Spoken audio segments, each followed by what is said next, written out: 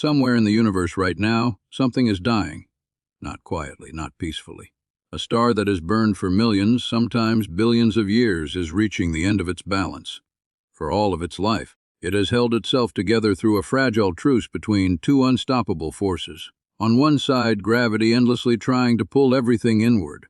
On the other, nuclear fire, pushing outward with unimaginable energy. For most of a star's existence, this balance holds.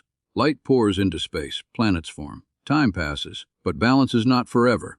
When it breaks, the universe does not simply lose a star, it creates something far stranger. Something with gravity so intense that even light, the fastest thing we know, cannot escape. A region of space where time slows, directions collapse, and the very idea of before and after begins to blur. A black hole is not just an object, it is a verdict, a final outcome written into the laws of physics themselves. Yet black holes are not born from nothing. They are not cosmic accidents. Their formation follows precise rules governed by mass, pressure, energy, and collapse. To understand how a black hole is actually born, we must rewind the universe, strip away the myths, and follow a star all the way to its final, irreversible moment. Because the birth of a black hole is not the story of darkness. It is the story of how light, structure, and stability finally lose their grip on reality.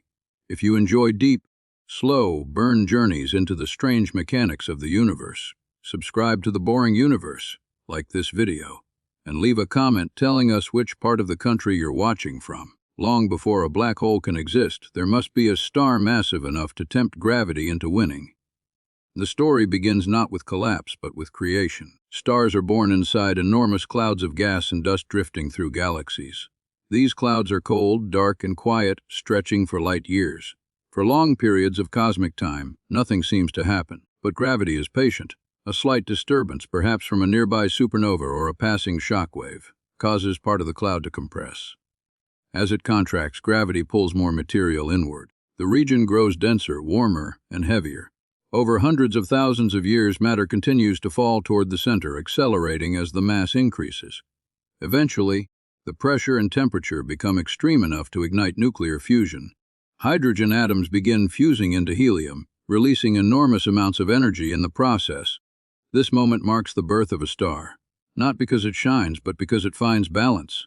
Fusion releases energy that pushes outward, creating pressure that counters gravity's inward pull. This balance is called hydrostatic equilibrium, and it is the defining condition of a stable star. As long as fusion continues, the star resists collapse. Gravity tries to compress it further. Fusion pushes back. The star exists in a delicate standoff, maintained second by second. The size and fate of a star are determined almost entirely by its mass at birth. Smaller stars, like our Sun, burn slowly and steadily. Massive stars live fast and die violently. A star that will one day become a black hole begins its life already doomed, not because of failure, but because of excess. Too much mass means too much gravity. Too much gravity means the balance will eventually break. For millions of years, a massive star fuses hydrogen into helium at its core. When hydrogen runs low, the balance shifts. Gravity compresses the core further, raising the temperature enough to fuse helium into heavier elements like carbon and oxygen. Each new stage of fusion buys the star a little more time, but the clock is ticking faster with every step. Heavier elements require higher temperatures and greater pressure to fuse. The star responds by compressing itself again and again. Layers form like an onion. Hydrogen fuses in an outer shell. Helium fuses deeper inside. Carbon, neon, oxygen, and silicon follow, each burning for shorter periods than the last. What once lasted millions of years now lasts thousands, then years, then days. At the center of this inferno, iron begins to accumulate. Iron is different. Unlike lighter elements, fusing iron does not release energy. It consumes it. The moment a star's core fills with iron, fusion stops being a source of support. The outward pressure weakens. Gravity, which has been waiting this entire time, finally takes control. The star has reached the point of no return. Without fusion to hold it up, the iron core begins to collapse under its own weight. In a fraction of a second, the core shrinks from a size comparable to Earth to something barely larger than a city. Atoms are crushed together. Electrons are forced into protons, forming neutrons. The core becomes a neutron-rich object of extraordinary density. This collapse sends a shockwave racing outward. The outer layers of the star slam into the suddenly rigid core and rebound violently. The result is a supernova, one of the most energetic explosions in the universe. For a brief moment, the star outshines entire galaxies, but the explosion is not the end. It is the fork in the road. If the remaining core is small enough, neutron pressure halts the collapse. The result is a neutron star, an object so dense that a teaspoon of its material would weigh billions of tons. But if the core is too massive, even neutron pressure fails. Gravity tightens its grip. The core continues collapsing. Density increases beyond comprehension. Space itself begins to curve more steeply. Time slows relative to the outside universe. There is no known force left to stop the inward fall. This is the true birth process of a black hole, and it does not happen all at once. It happens layer by layer, moment by moment, as physics reaches its breaking point. As the core collapses further, it crosses a critical boundary known as the Schwarzschild radius. This radius defines the point at which escape velocity exceeds the speed of light. Once matter falls inside this boundary, nothing can return. Not partiation. Not information, at least as far as classical physics can tell. An event horizon forms. This is not a surface in the traditional sense. It is a boundary in spacetime itself. From the outside, matter appears to slow down as it approaches the event horizon, dimming and redshifting until it fades away. From its own perspective, the falling matter crosses the boundary in finite time, unaware that it has passed the last possible exit from the universe it once knew. Inside the event horizon, the collapse continues. According to general relativity, all paths through spacetime now lead inward, toward a central point known as the singularity. At this point, density becomes infinite and the laws of physics as we know them cease to function. Our equations break, our predictions fail. The singularity is not just a place we cannot see, it is a place we cannot describe. This is why the birth of a black hole is not just an astrophysical event. It is a confrontation between our understanding and the limits of reality. We can describe the star before collapse. We can describe the black hole after formation. But the exact transition, the moment when spacetime gives up its structure, remains hidden behind the event horizon. Black holes are not holes in space. They are regions where space has fallen inward so completely that escape becomes impossible. They are the final state of gravitational collapse for massive stars, written directly into the geometry of the universe. Yet even this description only scratches the surface. Because black holes are not all the same. Their masses vary. Their spins differ. Their birth environments shape their future behavior. Some form quietly. Others are born amid cosmic chaos. And some may not come from stars at all. To truly understand how a black hole is actually born, we must go deeper. We must examine the physics of collapse itself, the role of relativity, and the strange way gravity reshapes time and space during the final moments of a massive star's life. The star's death is only the beginning of the black hole's story, and the universe has been writing that story for billions of years. When a massive star begins to collapse, it is not merely shrinking. It is undergoing a fundamental transformation in how matter, space, and time interact. To an outside observer, the star's death might look like a violent explosion followed by silence. But inside, beneath the outward chaos of a supernova, something far more profound is unfolding. Gravity is no longer just a force pulling objects together. It becomes the dominant architect of reality itself. At the heart of the collapsing star, conditions rapidly exceed anything that can be reproduced in laboratories or simulated completely by computers. Temperatures soar into the billions of degrees. Pressures climb beyond comprehension. Atomic structures are dismantled. Electrons are stripped from atoms and forced into protons, creating a sea of neutrons. This is not destruction for its own sake. It is gravity simplifying matter to its most compact form. For a brief moment, neutron pressure fights back. Neutrons, unlike electrons, resist being compressed further due to quantum mechanical effects. This resistance, known as neutron degeneracy pressure, is incredibly strong. It is the same principle that keeps neutron stars from collapsing further. But strength has limits. When the collapsing core exceeds roughly 2 to 3 times the mass of our Sun, even neutron degeneracy pressure fails. This is the decisive threshold. Once crossed, there is no known force in nature capable of stopping the collapse. From this point onward, gravity does something extraordinary. It stops behaving like a simple attraction between masses and begins reshaping spacetime itself. According to Einstein's general theory of relativity, gravity is not a force in the traditional sense. It is the curvature of spacetime caused by mass and energy. The more mass compressed into a region, the more extreme this curvature becomes. As the core collapses further, Space-time around it bends so steeply that paths which once led outward now curve inward. Light rays, which normally travel in straight lines through space, begin to arc back toward the collapsing center. Time itself starts to behave strangely. Clocks closer to the core tick more slowly relative to those farther away. This effect, known as gravitational time dilation, becomes extreme near the forming black hole. Eventually, the collapsing core reaches a point where space-time curvature becomes so intense that escape is no longer possible. This boundary is the event horizon. Its formation marks the true birth of a black hole, not because something suddenly appears, but because something permanently disappears from the observable universe. The event horizon is not made of matter. It has no thickness, no surface, no physical structure that can be touched. It is a mathematical boundary defined by gravity's dominance over light itself. Once this boundary forms, causality changes. Events inside the horizon can no longer influence the outside universe. Information is cut off. The interior becomes causally disconnected. From the perspective of a distant observer, the collapse appears to slow dramatically as the core approaches the event horizon. The infalling matter seems to freeze, stretched and dimmed by intense gravitational redshift. Its light becomes weaker and redder, fading into darkness. To the outside universe, the black hole forms asymptotically, never quite finishing its collapse. But this is an illusion created by warped time. For the matter falling inward, the experience is very different. From its own frame of reference, it crosses the event horizon in a finite amount of time. Nothing special happens at the boundary. There is no sudden jolt, no visible wall. The laws of physics locally feel the same, at least initially. The point of no return is crossed without ceremony. Inside the event horizon, the structure of space-time forces everything inward. Unlike any other region in the universe, the future direction is no longer forward in time but inward in space.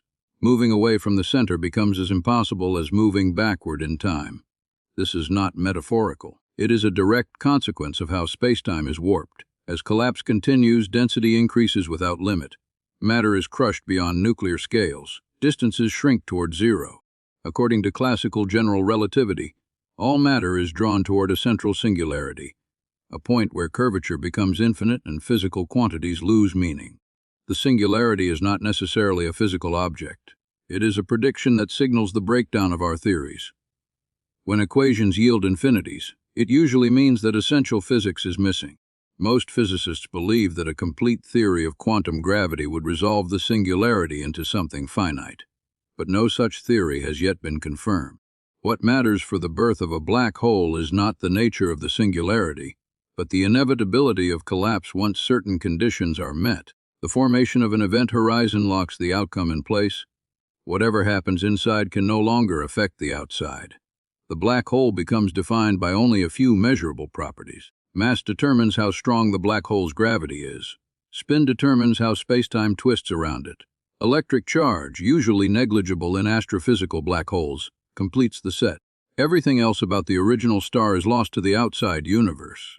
This idea is summarized by what physicists call the no-hair theorem.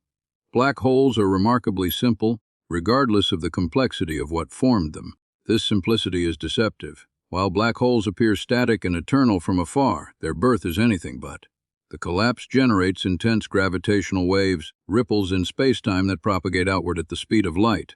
These waves carry information about the mass, asymmetry, and dynamics of the collapse. In recent years, detectors on Earth have begun to capture gravitational waves from black hole mergers, confirming predictions made decades earlier.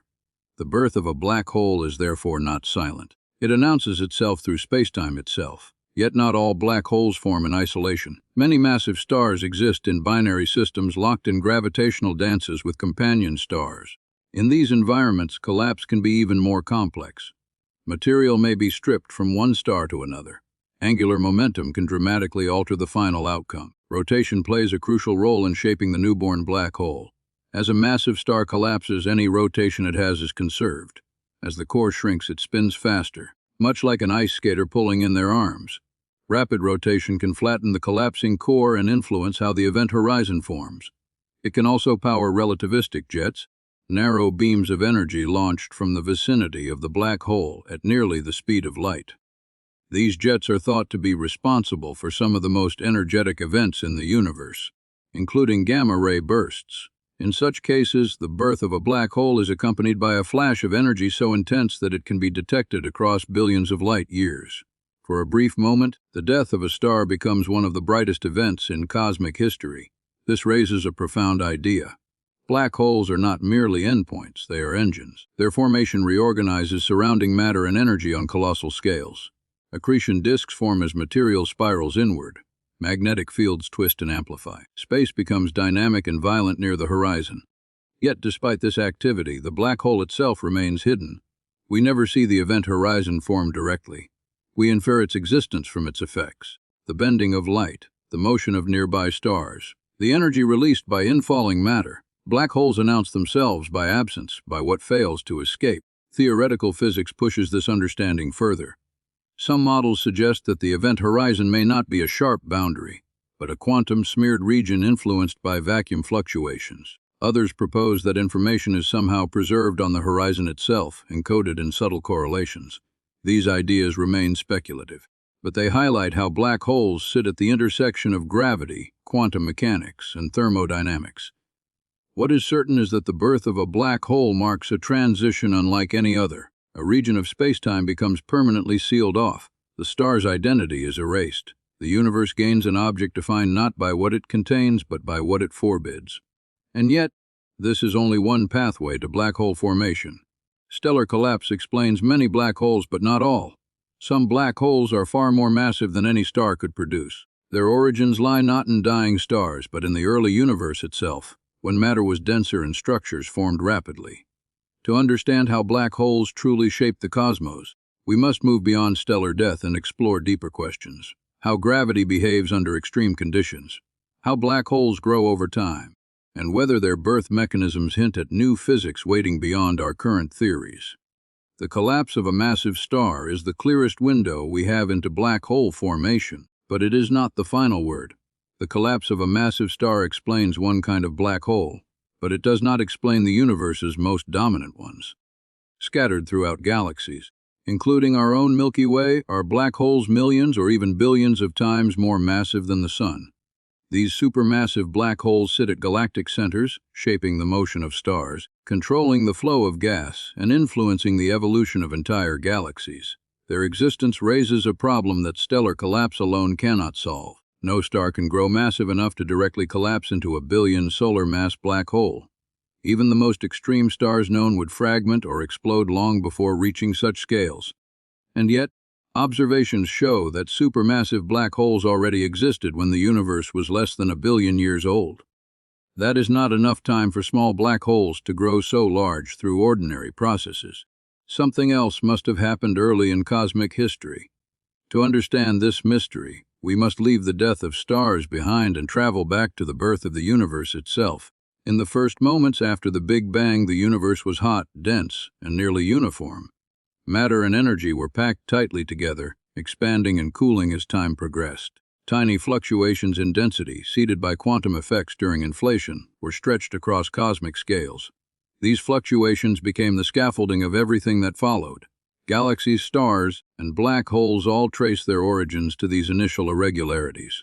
Under the right conditions, some regions of the early universe may have been dense enough to collapse directly into black holes without ever forming stars. These objects are known as primordial black holes. Unlike stellar black holes, their masses could range from microscopic to enormous, depending on when and how they formed. Their existence is still theoretical, but they remain a compelling idea because they naturally arise from known physics under extreme early universe conditions. If a region of space became dense enough, gravity could overwhelm all opposing pressures, causing immediate collapse. No fusion, no radiation pressure, no gradual evolution, just a direct fall into a black hole. Such events would have occurred fractions of a second after the Big Bang, long before atoms, stars, or galaxies existed. Primordial black holes, if they exist, would be ancient beyond comprehension. They would predate all structure. Some may have evaporated over time through a quantum process known as Hawking radiation, slowly losing mass until disappearing entirely. Others, especially the more massive ones, could still persist today, hidden among the dark matter that fills the universe. While primordial black holes remain unconfirmed, their possible existence highlights an important truth. Black holes do not require stars. They require gravity, density, and collapse. Whenever those conditions align, black holes can form. Another pathway to supermassive black hole formation involves what astronomers call direct collapse black holes. In the early universe, massive clouds of pristine hydrogen gas existed before the first generation of stars enriched space with heavier elements. Without metals to cool the gas efficiently, these clouds could avoid fragmenting into stars. Instead, they could collapse as a whole. As the cloud contracts, it heats up. Normally, this heat would cause fragmentation and star formation. But under certain conditions, radiation from nearby sources could suppress cooling, preventing fragmentation. The entire cloud, containing tens or hundreds of thousands of solar masses, could collapse directly into a massive black hole seed. This process would produce a black hole far larger than any stellar remnant, giving it a head start in the race to become supermassive. Over hundreds of millions of years, such seeds could grow rapidly by accreting surrounding gas and merging with other black holes, eventually reaching the sizes we observe today. This idea solves a major timing problem. Observations show quasars powered by supermassive black holes shining brightly when the universe was very young. Direct collapse provides a mechanism to build massive black holes quickly enough to match what we see. Growth does not stop at birth. Black holes are defined by what they consume. Gas falling toward a black hole does not plunge straight in. Instead, it forms a swirling accretion disk, heating up through friction and releasing enormous amounts of energy. This process can be extraordinarily efficient, converting mass into radiation far more effectively than nuclear fusion. As black holes grow, they influence their environments. The energy released by accretion can heat surrounding gas, regulate star formation, and even expel material from galaxies entirely. This feedback links the growth of black holes to the evolution of galaxies, creating a deep and lasting connection between the smallest and largest structures in the universe. Supermassive black holes appear to grow hand in hand with their host galaxies. The mass of a galaxy's central black hole correlates strongly with the properties of the galaxy's bulge.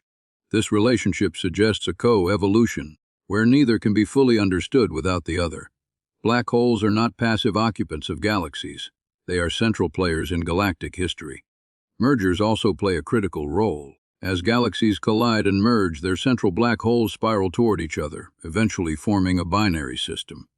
Over time, gravitational radiation carries away energy, causing the black holes to merge into a single, more massive object. These mergers produce powerful gravitational waves that ripple through space-time, signals that modern detectors are beginning to observe. Each merger is both an ending and a beginning. Two black holes lose their individual identities, forming a new one with combined mass and spin. The universe remembers these events not through light, but through distortions in space-time itself. Unlike stars, black holes do not age in a conventional sense. Once formed, they can persist for timescales far longer than the current age of the universe. Only Hawking radiation, an extremely weak quantum effect, allows black holes to lose mass over time. For stellar and supermassive black holes, this process is so slow that it is essentially irrelevant on cosmic timescales. This longevity makes black holes unique historical records. Their masses, spins, and distributions encode information about the conditions under which they formed. By studying them, astronomers reconstruct the story of the universe's earliest epochs. Despite decades of research, the exact pathways that lead to the first supermassive black holes remain uncertain. It is likely that multiple mechanisms operated together. Stellar remnants, direct collapse seeds, and possibly primordial black holes may all have contributed. The universe rarely relies on a single solution. What unites all black hole formation scenarios is the triumph of gravity under extreme conditions. Whether in the core of a dying star or the dense chaos of the early universe, black holes emerge when matter is forced into a volume so small that spacetime itself gives way. This realization reshapes the meaning of birth. Black holes are not born through creation, but through collapse. They are formed not by adding structure, but by removing it. Complexity falls inward, leaving behind simplicity defined by mass, spin, and charge. And yet, their influence is anything but simple. Black holes sculpt galaxies, power quasars, bend light, and stretch time. They are among the most destructive and most creative forces in the cosmos. Their births mark transitions that alter the future of everything around them.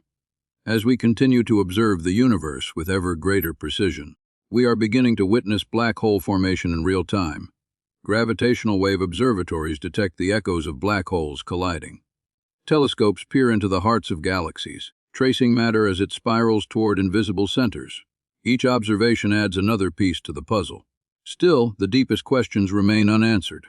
What truly happens at the singularity? How gravity and quantum mechanics reconcile under such extreme conditions? Whether black holes preserve information or erase it forever?